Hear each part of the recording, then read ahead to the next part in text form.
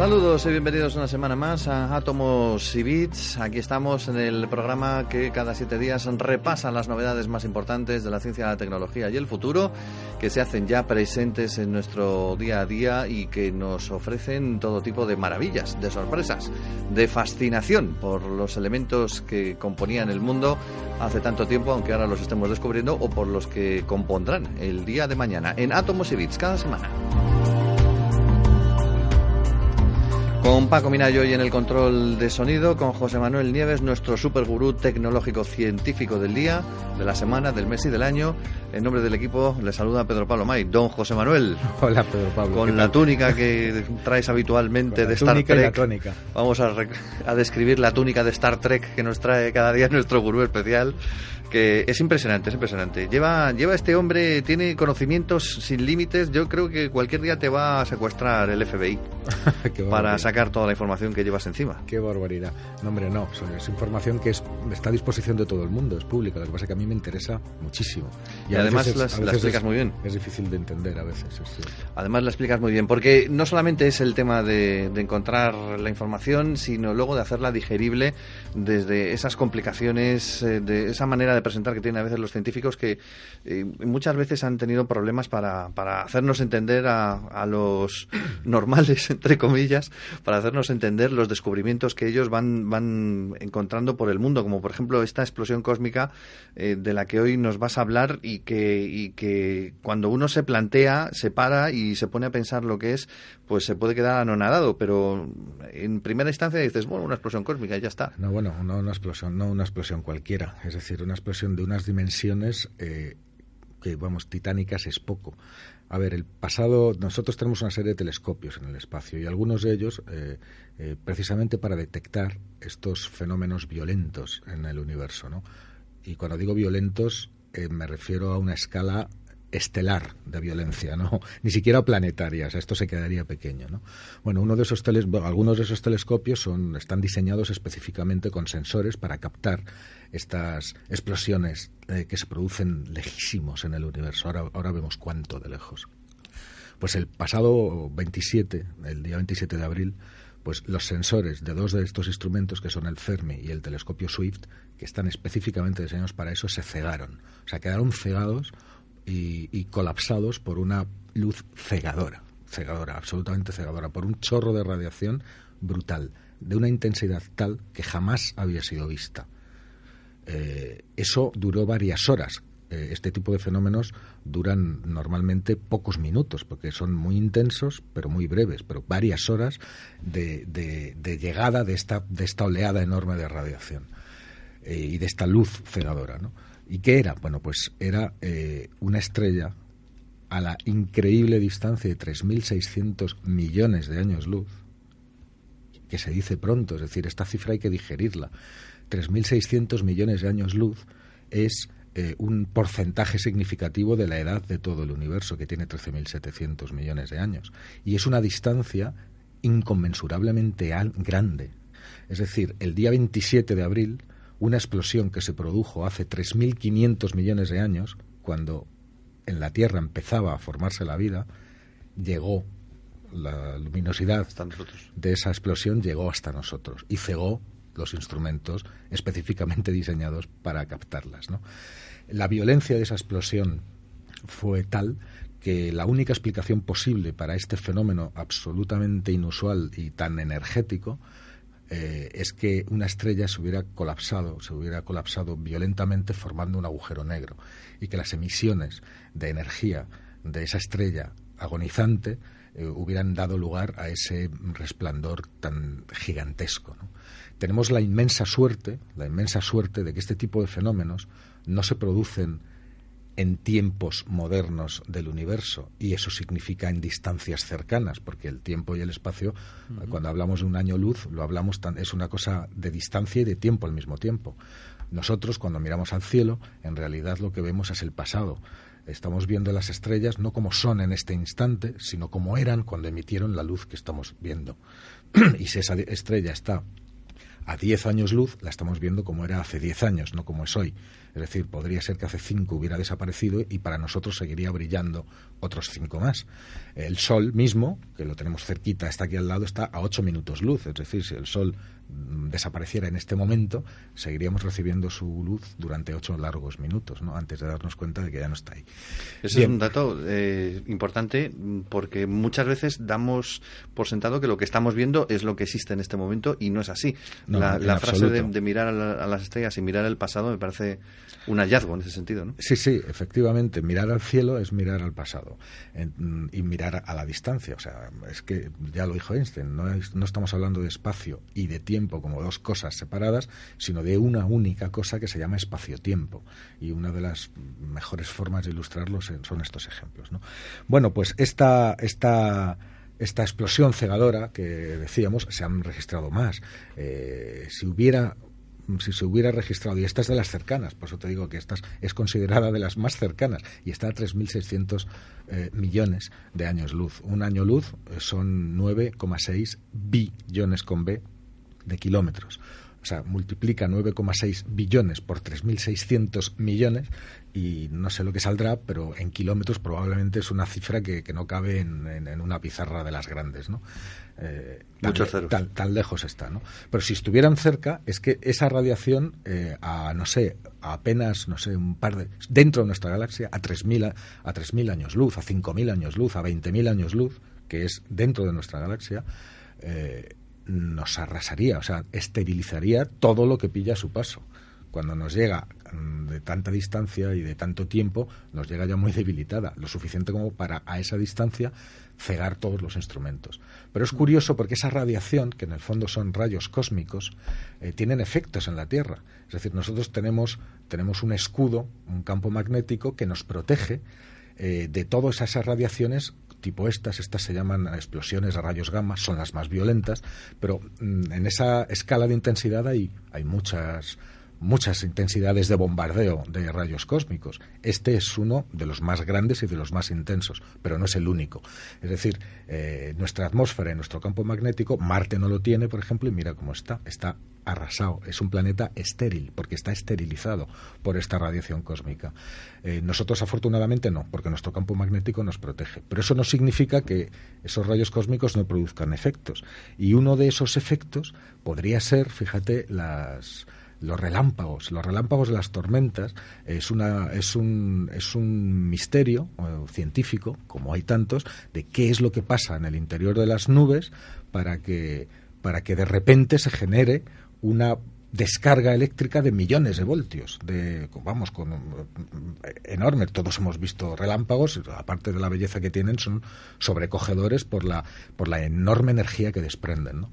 Bueno, pues ahora, es decir, en estos días precisamente, un grupo de investigadores rusos del Instituto de Física Lebedev de Moscú y de otros institutos rusos acaban de darse cuenta o de postular una teoría, que son los rayos cósmicos, estos rayos cósmicos que proceden del espacio, los que, juntándose con las gotitas de lluvia que están diluidas en el interior de las nubes y de las gotitas de hielo, son capaces de poner en marcha una reacción en cadena que termina en un relámpago que cae a la Tierra y descarga toda esa energía, ¿no? Es decir, está todo conectado, lo tenemos todo unido. O sea, en teoría, cuanto más explosiones o cuanto más radiación de este tipo nos llegara, más relámpagos se producirían. No, porque no es una cuestión de cantidad, porque radiación cósmica recibimos continuamente. Es decir, a cada segundo que pasa estamos recibiendo. Date cuenta que el universo es muy grande y la radiación es la forma que tiene de viajar la información a través del universo. No hay otra manera, por lo menos en la materia que conocemos, ¿no? En la materia oscura no emite nada. Es otra historia. Pero la materia nuestra, la normal, de la que estamos hechos nosotros, las estrellas y las galaxias, emite radiación. Y esa radiación permea el universo entero y lo cubre y llega a todas partes continuamente. De vez en cuando hay fenómenos que producen oleadas de radiación más intensa en un momento determinado o en unas horas o en un periodo determinado, como es este caso de esta explosión que estamos hablando. Pero la radiación y lo inunda todo y nos llega constantemente. Es decir, no es que nos vaya hoy nos llegue y mañana no nos llegue, ¿no? Sí nos llega y nos llega continuamente. Entonces, claro, es una cosa natural que tenemos ahí y que interactúa con nuestra atmósfera, interactúa en las capas altas de la atmósfera. En el fondo son lluvias de electrones muy energéticos. Esos electrones, al interaccionar con las gotas de agua, generan otras partículas. Es decir, primero adquieren mucha velocidad, van a la velocidad, prácticamente a la velocidad de la luz. Y a esa velocidad, al chocar con otros átomos, con los átomos que forman el agua, las moléculas de agua y de hielo, pues se produce un bombardeo que genera nuevas partículas, nuevos electrones, y eso se va multiplicando, es como una especie de reacción en cadena, y al final toda esa energía que se va acumulando se descarga violentamente en forma de rayo. Se me ocurre una cosa, si la radiación que llega desde fuera se junta con el agua de las nubes, se producen los rayos, teniendo en cuenta que nosotros dentro de nuestro cuerpo tenemos un porcentaje muy grande de agua, podría acabar afectándonos de alguna manera, bueno, hay varios, eléctricamente. No para que nos electrocutemos, ¿no? Pero hay varios estudios sobre estimulando el cerebro, hay varios estudios sobre los posibles efectos de la radiación cósmica de la radiación en los organismos vivos, ¿no? Pero insisto, no nos llega a la superficie salvo raras excepciones, porque no pasa de la atmósfera, por eso estamos aquí. Es decir, si estuviera llegando ese flujo de radiación continuo, la Tierra no sería la Tierra, sería Marte. Marte no tiene atmósfera, no tiene capa protectora, no absorbe esa radiación que viene de fuera, y esa radiación inunda la superficie y vuelve imposible la vida. De hecho, si en un pasado Marte tuvo vida, en el momento que empezó a perder su atmósfera, empezó a perder su vida, porque perdió su capa de protección y la radiación cósmica pudo incidir. Ese es un peligro ¿para quién? Para los astronautas, por ejemplo. Es uno de los grandes peligros para las misiones espaciales muy largas, de estas de viajes de años. El problema es cómo evitar una exposición muy prolongada de un ser humano a la radiación cósmica, ¿no? Claro, porque atraviesa la nave espacial también. Sí, claro. Entonces ahí hay que poner escudos protectores, hay que hacer algo, hay que ver sistemas para que esa radiación, cuando estemos fuera de nuestro escudo defensivo, que es dentro de la Tierra, no nos afecte, ¿no? Y en el caso de la explosión, imagino que todavía no se sabe exactamente por qué ha sido. Decías que era posiblemente la transición hacia un agujero negro. En ese sentido sería una foto única, ¿no? Bueno, una foto. Esto llevado al campo de la imagen, pues es un resplandor, es un píxel que brilla mucho, ¿no? La parte del espectro visible es la radiación, como hemos explicado otras veces, es una línea recta y ocupa desde antes de lo visible hasta después de lo visible. Nosotros lo que vemos es un trocito de la realidad. En realidad hay mucho más. De hecho, esta radiación se produce en rayos X y en rayos gamma. Los instrumentos, estos telescopios que te decía al principio, el Fermi y el Swift, están calibrados para ver, entre comillas, en rayos X y en rayos gamma, cosa que nuestros ojos no. Es decir, nosotros, si pudiéramos echar un vistazo allí, pues en todo caso veríamos un pequeño resplandor, que es el trocito de radiación en el espectro visible que nos llega. Pero antes de eso y después de eso, es decir, en la parte no visible, tanto por el infrarrojo como por el ultravioleta, que es de lo que estamos hablando ahora, que los rayos X y los rayos gamma son de ultravioleta, pues sería, ahí sí que quedaríamos ciegos como quedaron estos instrumentos, ¿no?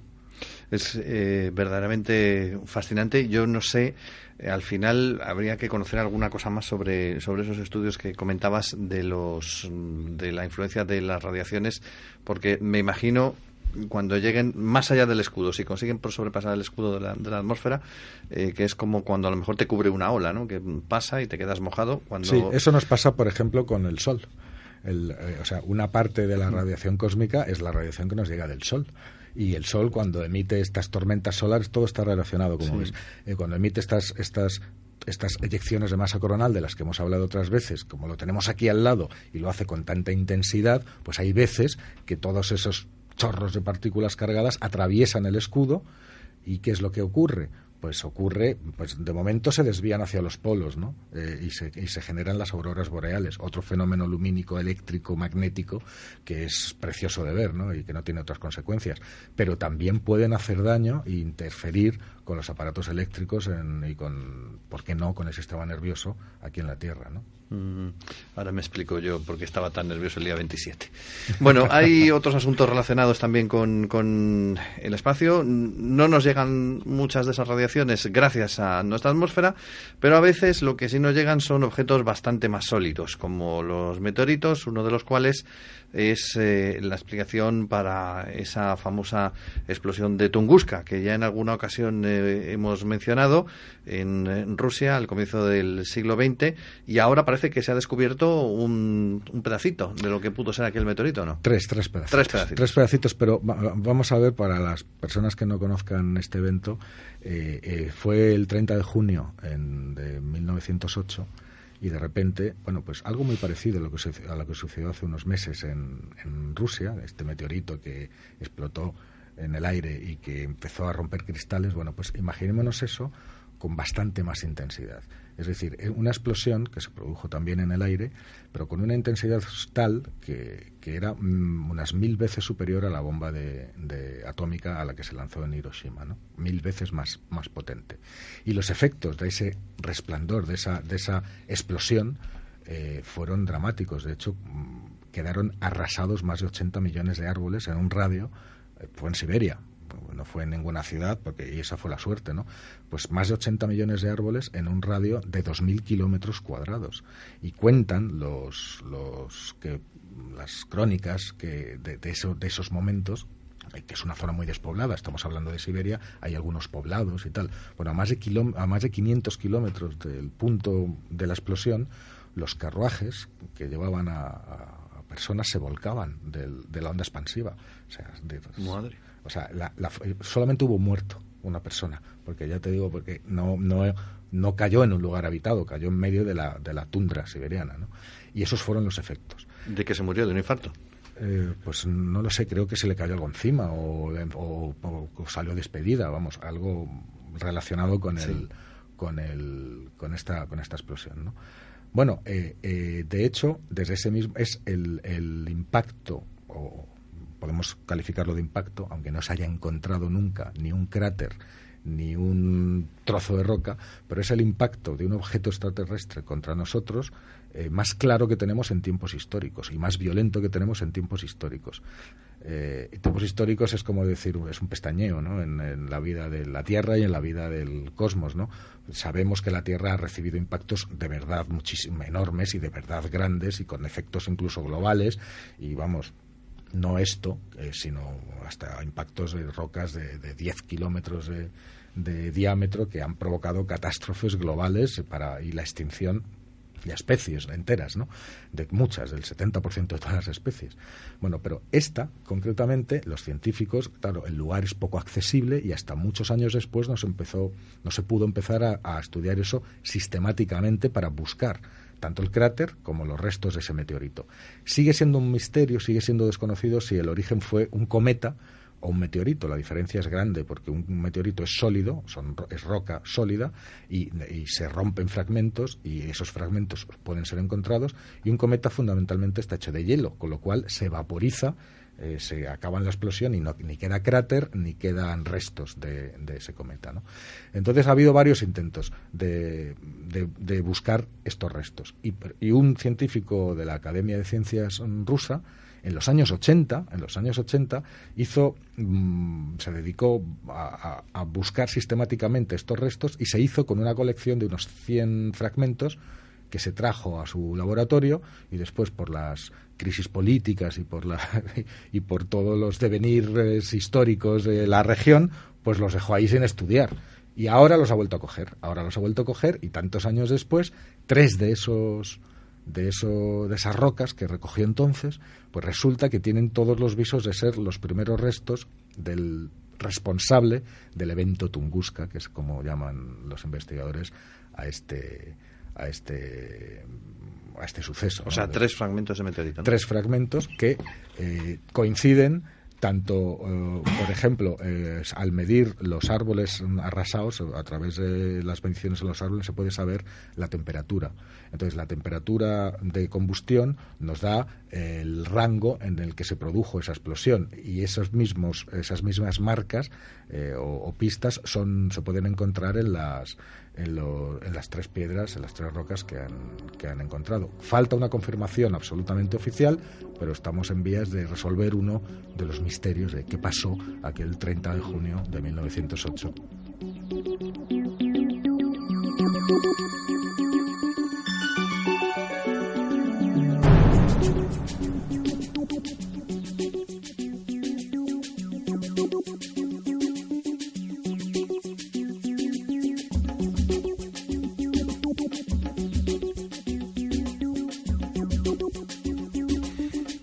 Pasamos de la ciencia a la tecnología, y además con un asunto especialmente peculiar que bueno, yo me he quedado, cuando lo he visto me he quedado un poco ahí en el sitio. ¿Se puede fabricar una pistola en una impresora? Pues resulta que sí. ¿Cómo? Vamos a ver.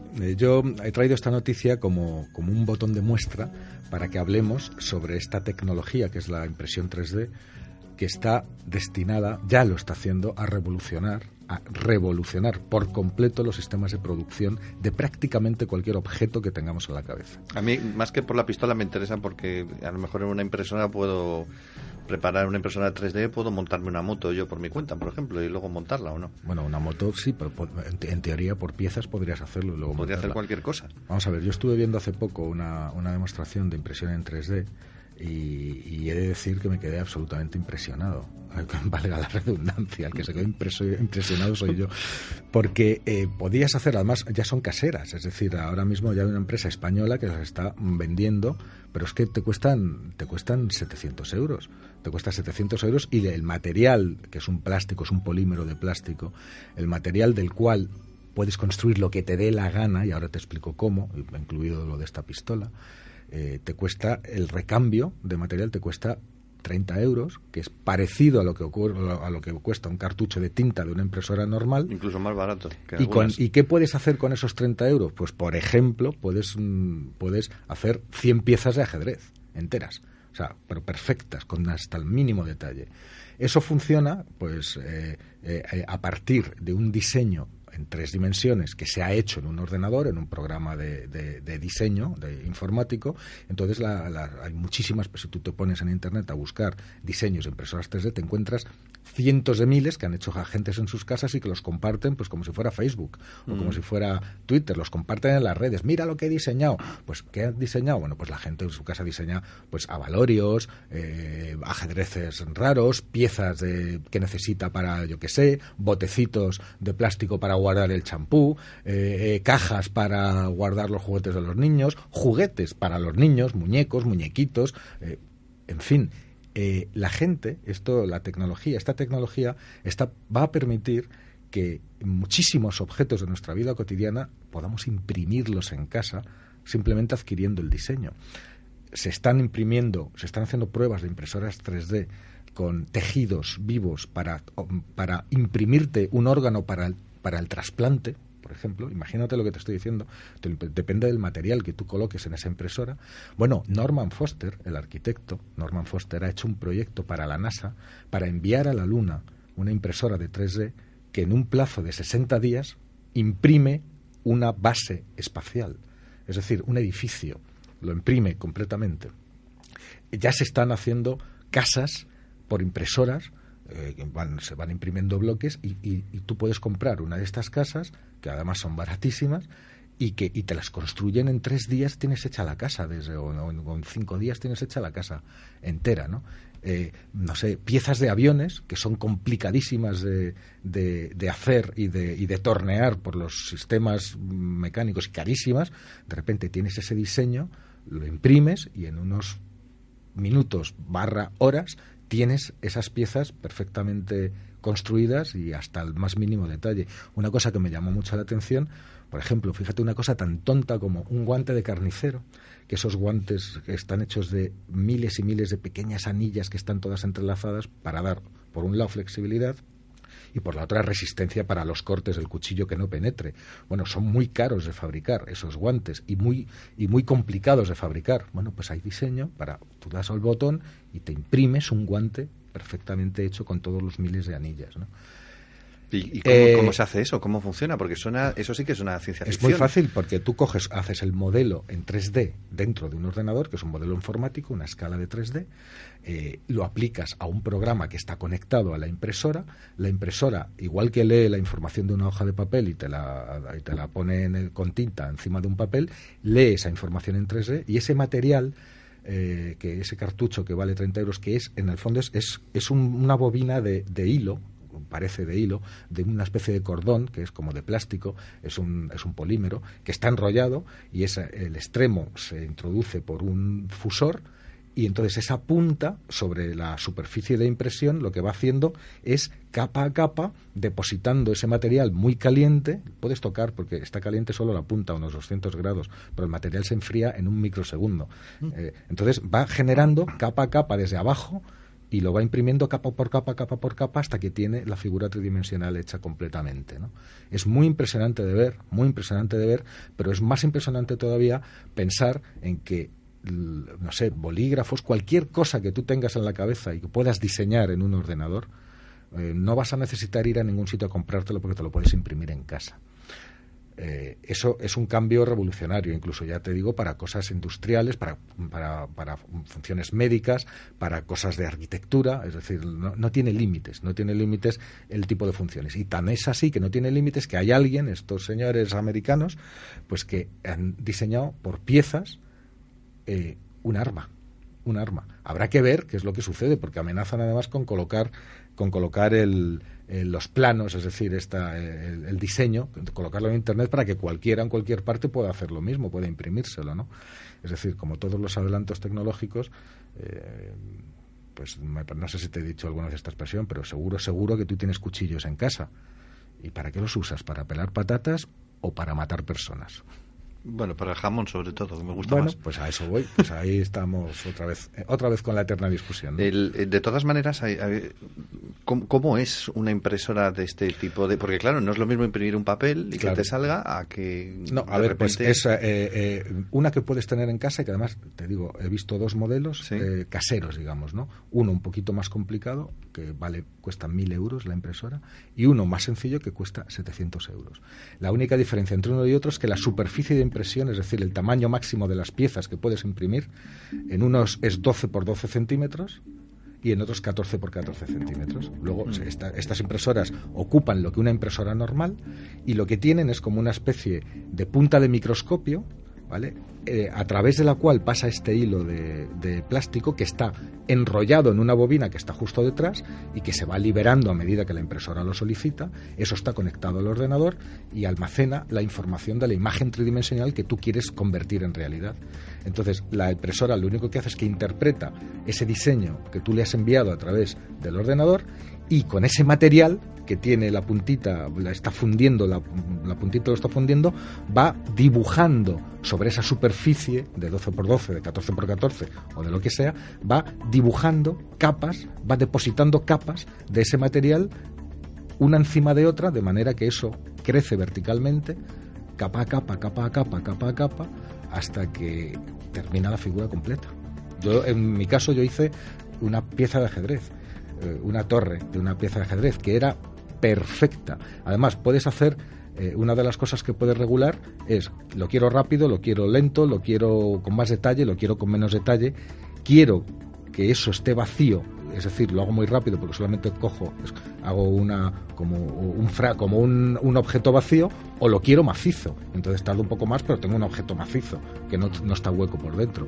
Es absolutamente impresionante. El fascinante mundo de las impresoras 3D, que tendremos que seguir hablando lógicamente a lo largo de próximos programas.